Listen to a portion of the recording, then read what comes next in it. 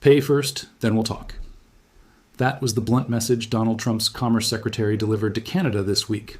Howard Lutnick, facing 200 global investors and a United States Senate committee, explained the process like a Costco membership. You pay before you shop. The price of admission, in his framing, was a series of upfront concessions Canada had to make before the United States would even sit down for formal CUSMA talks. Dairy market access, provincial liquor distribution, government procurement rules, digital services legislation, canceling the Canadian deal with China, 5 concessions, no reciprocal offer, no reduction in American tariffs on Canadian steel, aluminum, automobiles, or lumber. Just the entry fee. On Wednesday, April 22nd, Canadian Prime Minister Mark Carney stood before reporters in Ottawa and said 5 words that ended the conversation before it began. I don't know where the talk of an entry fee is from. Calmly, without raising his voice, he delivered it like a banker denying a loan. In that sentence, Carney did something almost no modern Canadian Prime Minister has done. He refused to acknowledge the negotiation frame Washington had spent the previous month constructing. The answer was no. The United States Trade Representative's office had spent the prior week leaking a coordinated set of complaints: American liquor distribution, Canadian plastic waste regulations, dairy supply management, provincial procurement rules in Ontario, Quebec, and British Columbia. The leaks coincided with Lutnick's appearance at the Semaphore World Economy Summit, where he called Canadian negotiators, in his words, people who suck. The next day, he appeared before the Senate Commerce Committee to make the case for what Washington publicly called preconditions for CUSMA renewal. Preconditions, not opening offers or negotiating positions, but demands Canada must meet before talks could start. The entry fee. Carney did not engage. Lutnick wanted to discuss Canadian dairy quotas. Carney responded, "Fine, let's also discuss your 50% steel tariff." He said, "You want to renegotiate alcohol distribution in Ontario?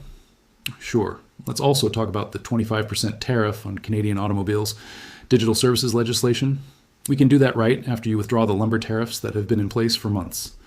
By refusing to even acknowledge the entry fee as a legitimate demand, Carney sent a message.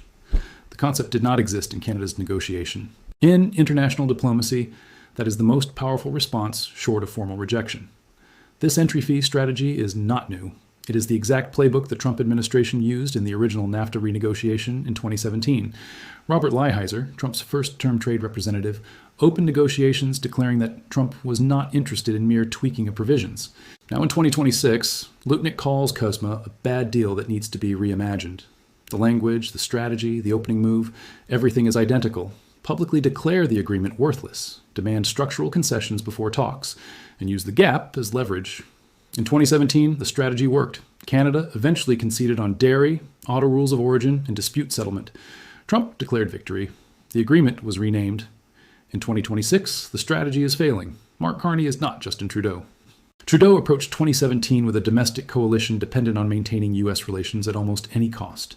He ran a friendly liberalism that collapsed under Trump's tariff escalation. He fought back, but defensively. Carney entered office in 2026 on a mandate built around reducing dependence on the United States, reorienting trade and security toward Europe, Asia, and the rest of the world. Every concession to Washington now would contradict his platform. Canadian public opinion has hardened. 71% of Canadians report being less likely to buy American goods since the tariff war began. Cross-border tourism is down 30% year over year. Air Transat will terminate all U.S. routes by June. Ontario removed 965 American alcohol listings. Jack Daniels and Woodford Reserve report 60% collapse in Canadian sales. These consumer behaviors, starting as protest 14 months ago, have become a structural baseline. They do not respond to news cycles or negotiating offers, only to the end of the tariffs, which remain.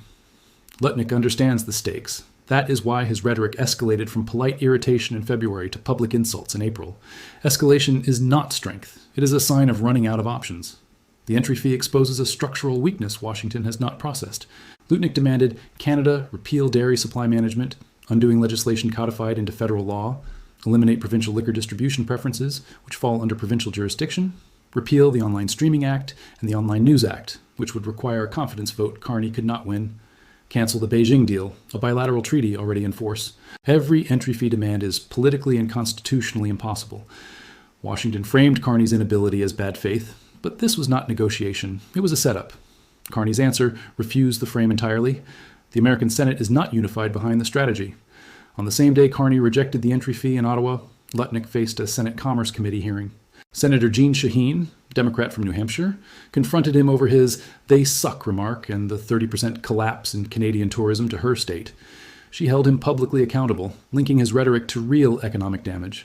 Lutnick doubled down, calling the alcohol situation outrageous, insulting, disrespectful to America, and blaming Canada for treating the U.S. unfairly. Border state senators, both Democratic and Republican, watched constituents lose work, weakening the political coalition supporting the entry fee. Every week without a deal deepens the consumer boycott. Every month without settlement makes Canadian diversification more permanent. Every public Senate grilling diminishes Washington's structural leverage.